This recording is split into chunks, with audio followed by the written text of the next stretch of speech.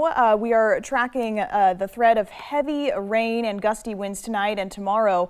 Hydrologists say some of our smaller rivers will approach a flood stage, but they don't expect river flooding. Meanwhile, ODOT is prepared for the possibility of mudslides. Take a listen.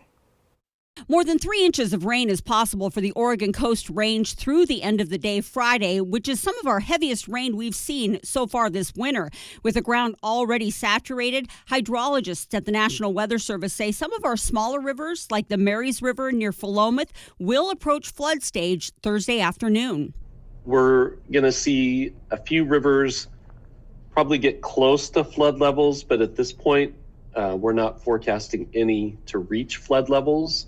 Andy Bryant says although there will be periods of heavy rain, the duration of heaviest rain won't last long enough to cause concern with major river flooding. With the rain that we're expecting over the next couple of days, we just aren't seeing the high enough rain rates on an hourly basis where we would expect really rapid responses in our creeks or rivers.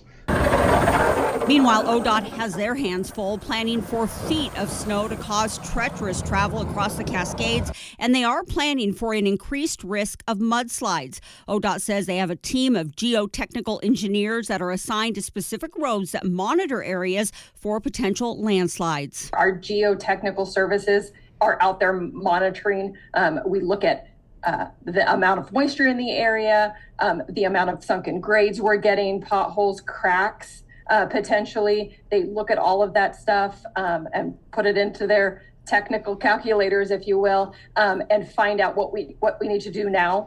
The January ice storm left hundreds of trees down across Highway 126, which increased the landslide risk ahead of this next round of rain.